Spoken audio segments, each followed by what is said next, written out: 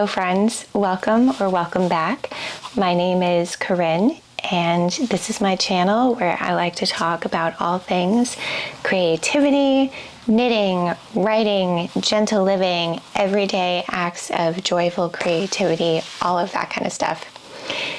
Today I want to share with you a little bit about the how and why behind my second book, Paths Through the Year. This month, June, marks 1 year that this book has been out in the world. It's special and it's a little bit different than traditional books. And so I wanted to kind of break down the why behind it, the process behind it, particularly because the last few weeks I've had several conversations with people about how they have a book inside of them and it doesn't have to look like what you think a book looks like. You know, there's so many ways to put our stories into the world these days. The only thing limiting us is our own fears and our own stories that we tell ourselves. So yeah, let's get into this because I think it might also inspire some of you to think about things in a different, supported way. So I put out my first book, a novel called Farm Girl, in 2019. After that, I really struggled to complete a story. I struggled to find my footing in any kind of story. I struggled with that second book syndrome. It's a thing. And one of the reasons why I think it's a thing is for our first book that we put out into the world, no one knows how long it took us. No one was sitting there paying attention to the process of it. A first book can take years. A book can take years. It takes as long as it takes. But there's also the pressure of people read the first one. They want to read the second one. Will it live up to the first one? Will it be what they think it would be? There's so many questions. There's so many things that can get in our way. And I let them all get in my way. So 2019 Farm Girl came out. And then we all know what happened in 2020. At the same time, my husband and I were trying to figure out how to move our family up to Maine. We eventually do that. And all throughout the process, I'm still trying to grasp onto the next book. I start a couple ideas, they just don't work. I start and stop and start and stop.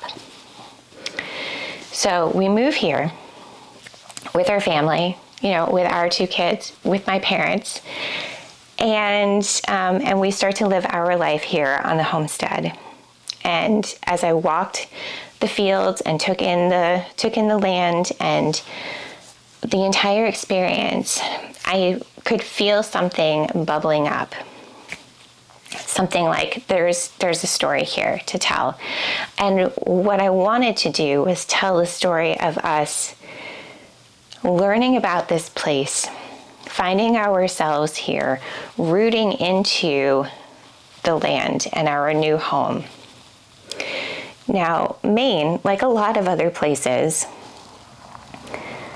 there is a stigma here about people who move from away. You'll meet people and they'll say, "Oh, you're from away," or "Oh, are you from away?" And there's a shift there. So in all of my writing, for most of my life, one of the themes has been home. And I wanted to explore what home felt like when you were finding yourself in a new space, when you were finding yourself in a new way of being. Now, I wanted to write this book, but I also had the fear of all of those starts and stops that I'd had over the course of the last few years. So I knew I had to write this book in a way where there was some accountability. And I really wanted to know what it felt like to be supported as you were writing a book.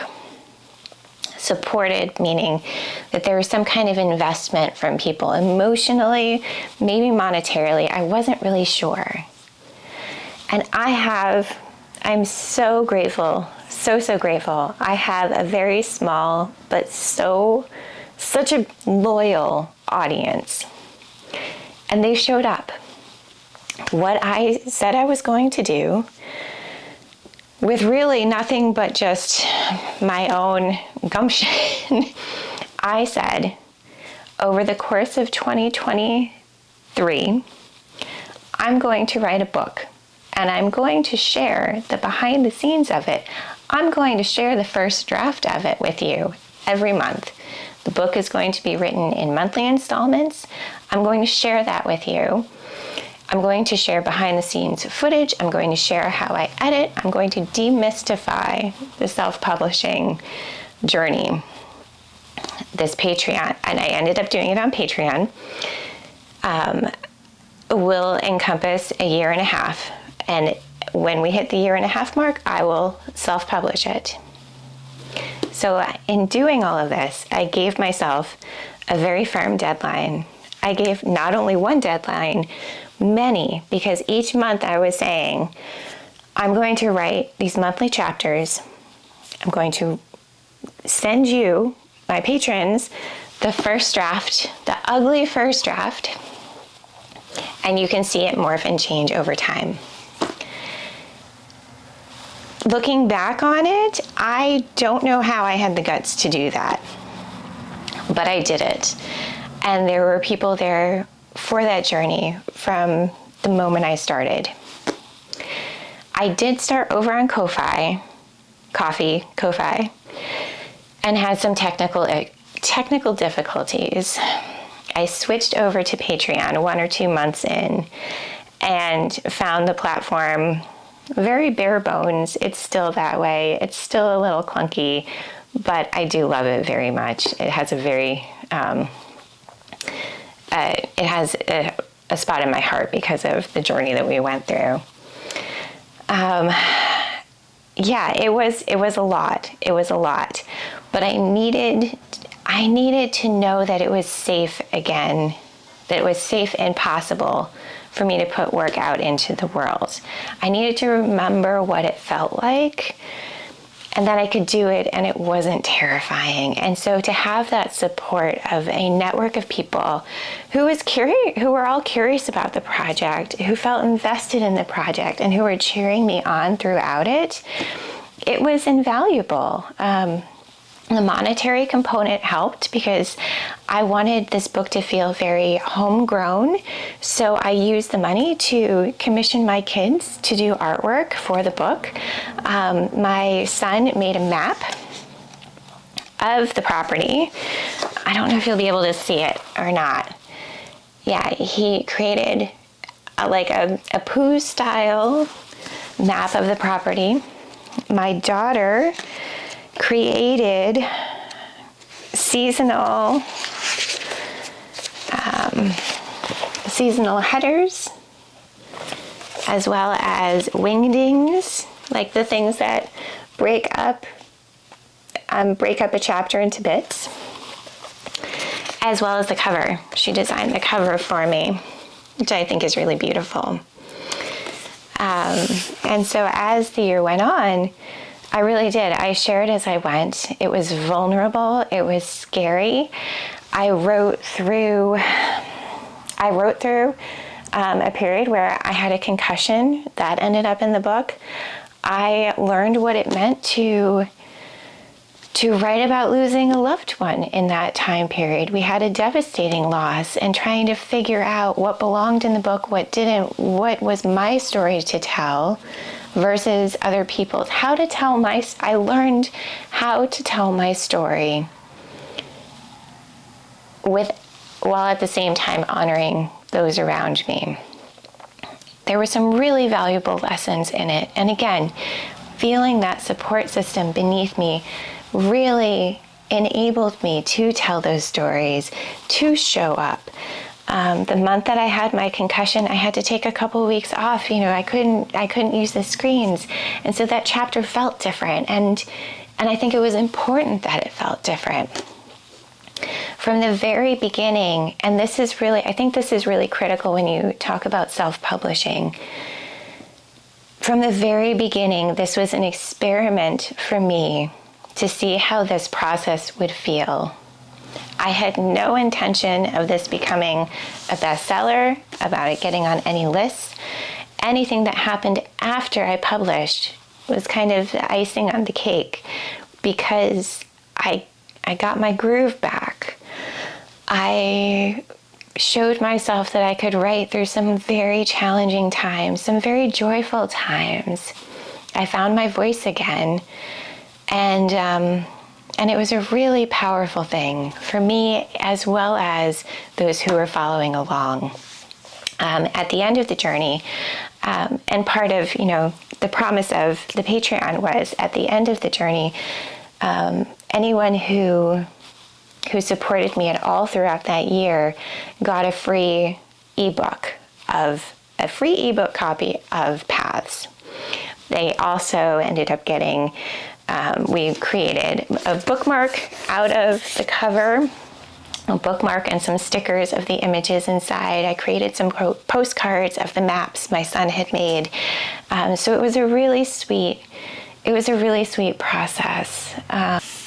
And so when you think about publishing your book, self-publishing in particular, I think it's really important to get clear on your why you want to do it. And then you can match your expectations to that why. Some incredible things will happen that you won't even expect. Because of Paths, I did my first, I was a book vendor at a book fair last summer, and I met some really lovely people.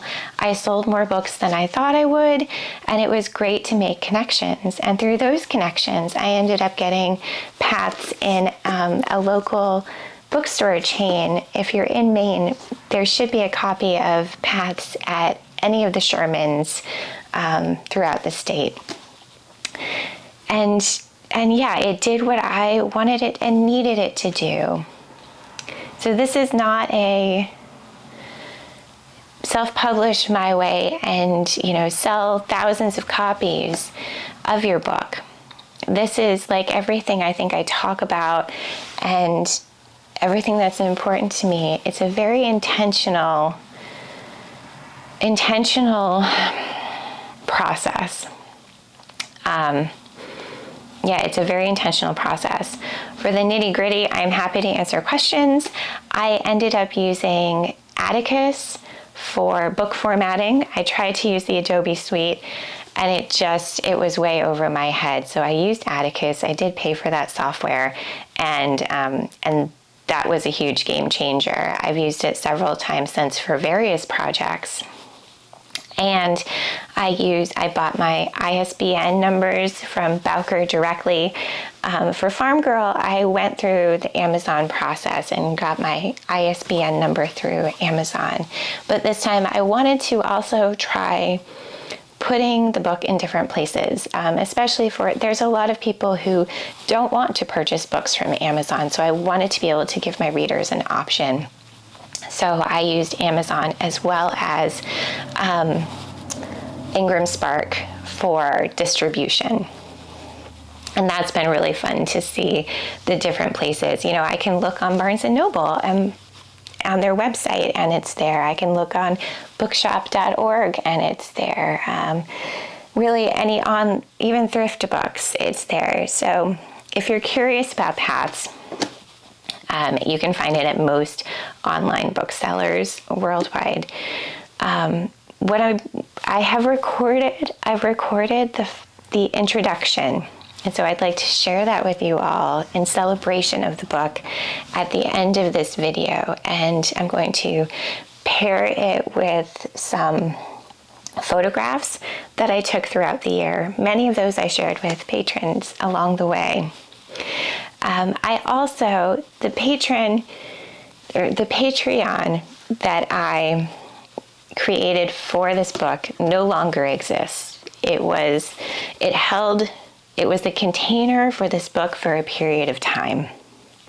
At the end, I compiled all of the posts, all of the written posts into a PDF for folks who wanted to refer to different things. And so I was able to offer that as a resource, and I'm thinking about ways to offer it again as a resource for folks who are curious about self-publishing.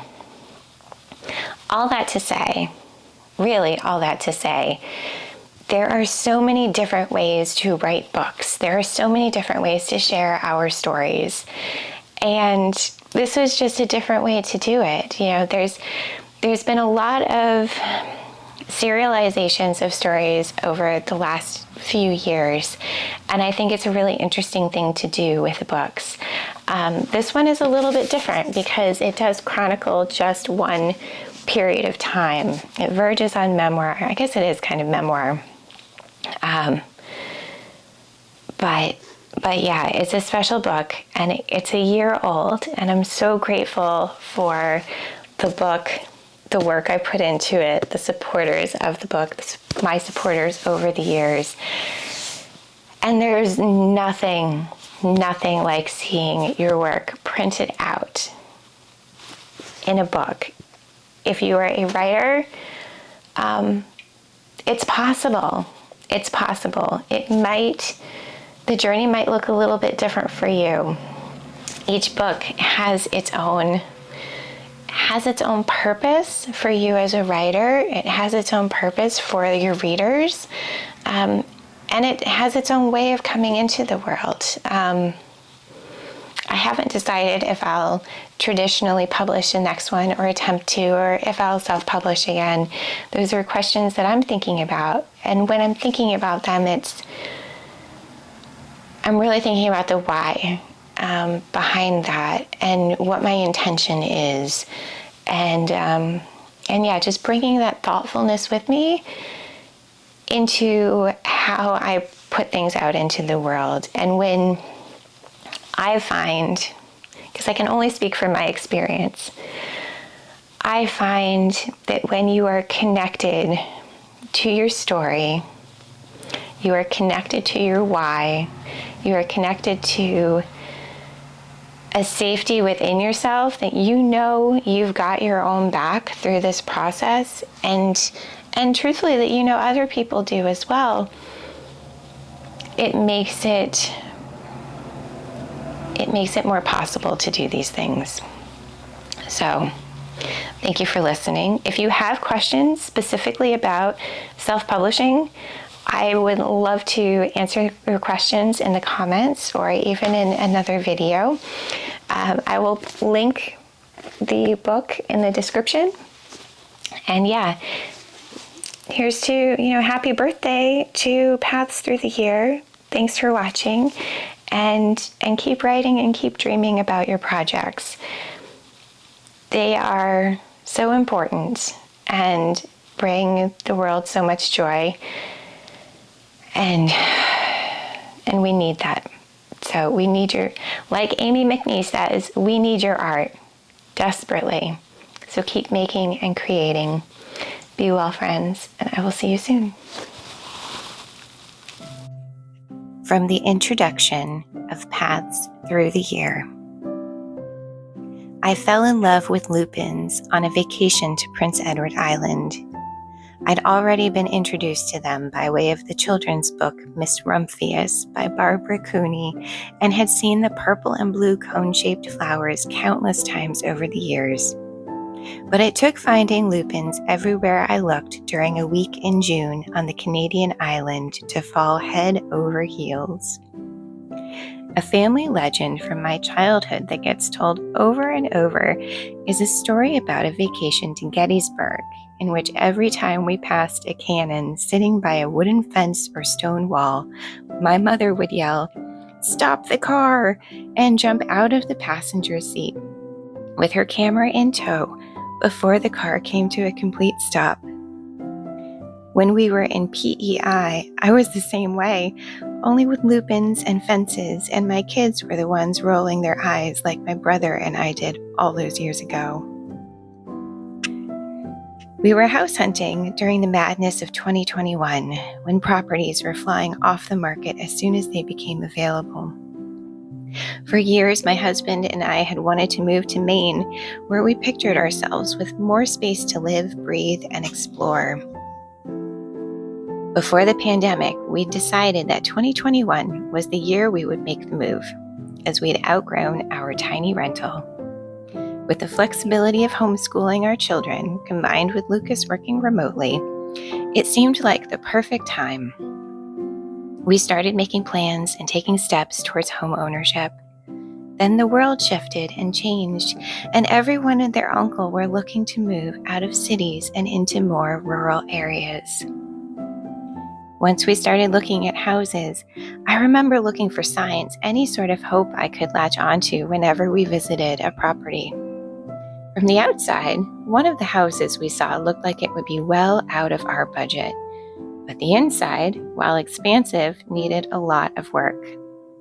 The bedrooms were huge, there were multiple fireplaces, it had the kind of staircase and landing that you could put a reading nook into, and felt like it could be home. The backyard had a contained yet wild feeling of a secret garden, and my breath hitched at the sight of lupins, hinting at blooming, that dotted the backyard.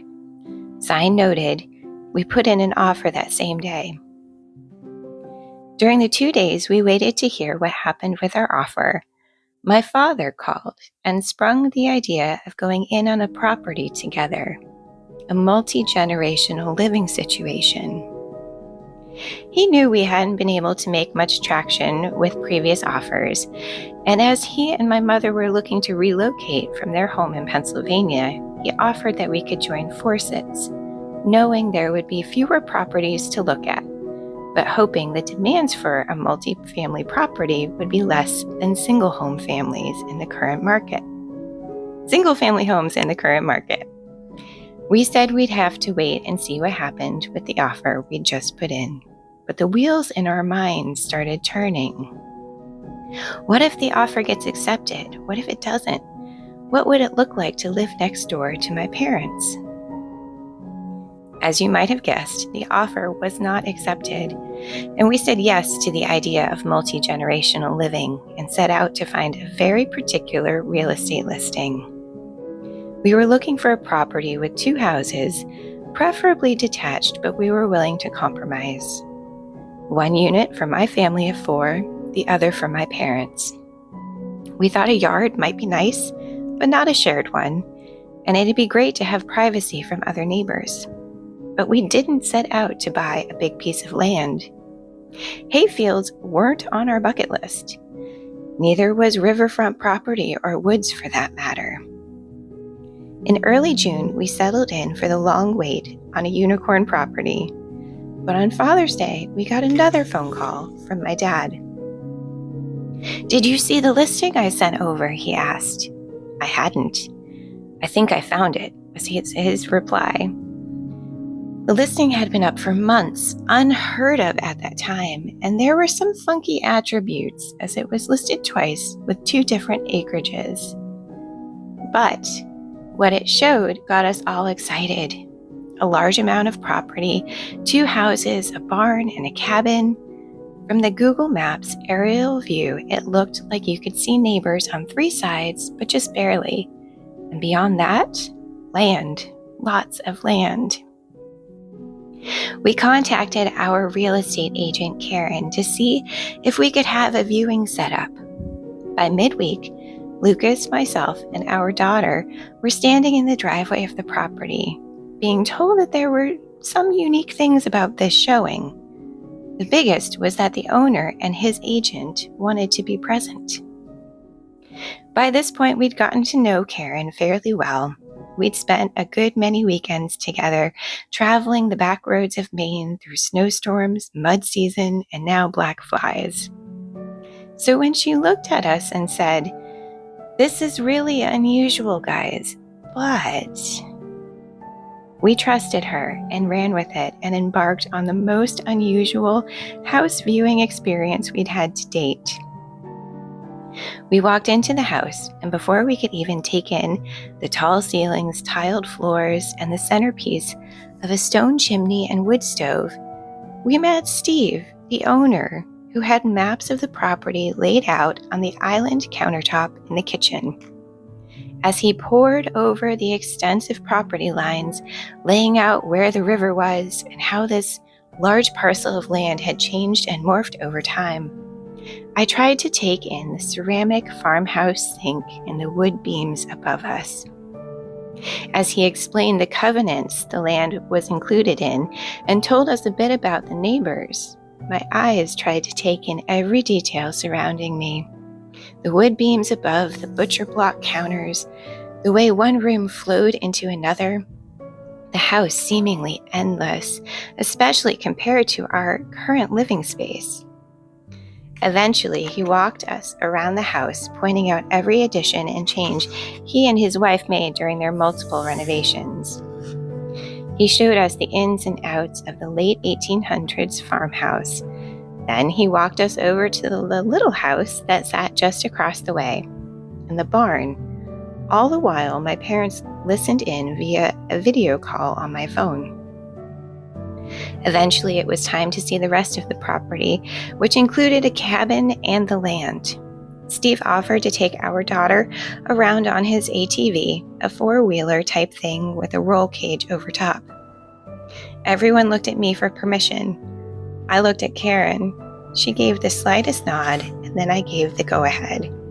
Steve's realtor said he'd meet us at the cabin in his truck, where he'd then give us a ride around the fields as well, but left me and Lucas to walk for a few minutes with Karen so we could discuss all we'd seen and our initial thoughts. I remember Karen's excitement. She'd been with us through countless house tours that just didn't meet our needs. Prior to joining forces with my parents, most of the houses in our price range needed extensive renovations, or we'd have to give major concessions to make any of them work for us. And while the houses on this property weren't perfect, the one from my parents was much smaller than they'd wanted or imagined, and the bathroom situation in both left another toilet to be desired. The layout of the whole package was something we would never be able to find again. We walked, huddled together, talking about the strangeness of the day and how the owner must like us if he offered to take Paige for a ride. He'd mentioned he didn't want to sell the property to people who didn't appreciate it, who might split up the land. The more time we spent with him in the space, we understood. And then we walked past a line of trees, and something in my heart shifted and would never go back.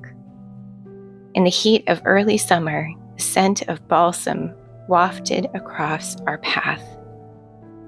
It reminded me of childhood vacations up in Acadia National Park, of midnight trips to LL Bean, of campfires and lips sticky with marshmallows and graham crackers. It reminded me of what I wanted our lives to feel like. And I knew we were home. What came next was a whirlwind of conversations, some tears, and declining the property that I felt in my bones was home. I remember sitting on the deck of our tiny rented home in Massachusetts, talking with my husband, listening to the constant stream of cars driving by, saying, "It's so much more than the houses. If they could just stand there and see the fields and wood, hear the river, smell the trees, they'd understand." They, meaning my parents. Understandably, it was difficult for them to grasp the scope of the place through phone screens and hundreds of miles. But just a few days later, they came to their own knowing and decided to take a giant leap of faith with us and make an offer that was accepted soon after. We first visited what would become our property in June, when any signs of spring flowers had long gone. It took until the following spring for us to find out our town is covered in lupins for a few weeks of the year. They surround the welcome sign and pop up along the side of the road like parade spectators each spring. The first plants I bought and planted around our house were, you guessed it, lupins, and they're now spread across the wildflower meadow just beyond my parents' home. When you start looking for signs, you bring with you a view of what you think you want and what you think you need. I'd offer that sometimes we can't see the full picture from our vantage point. Maybe there are also forces at play that we can't fathom continuously working in our favor. While there was heartbreak over the offer on the house with lupins in the backyard that didn't go through, there was also hope and excitement over what could be. Maybe those lupins in the secret garden were a sign to dream bigger, to remember the expansive feeling of being on PEI or Fields of Green and Anne of Green Gables type daydreams and wonder. Looking back, I think it was a sign that we'd find somewhere to plant our own lupins, a sign to keep going, to keep looking, to stay the course. Because we stayed the course, we now have a wealth of nature at our fingertips to explore. We're enveloped in the natural world and its cycles daily, and have let those ebbs and flows lead us and change our lives little by little as the months have added up to years. What follows is the documentation of 2023, our second full year on the property we lovingly call the homestead, and an exploration of the ways in which focusing on the cycles of the seasons impacts our daily life. In particular, Paths Through the Year focuses on how living with and paying attention to seasonal rhythms has informed my creativity as a mother, writer, wife, daughter, and woman living in rural Maine. It is a love letter to our life and the ways we embody our days. I make no apologies for romanticizing a quiet life, but even a chosen simple life comes with its share of joys, challenges, and sorrows. A year's worth of all three made it into this book. I hope you enjoy the unfolding of my 2023. It was a joy to document, witness, and live these 12 months, and a privilege to begin the cycle all over again as the year turns.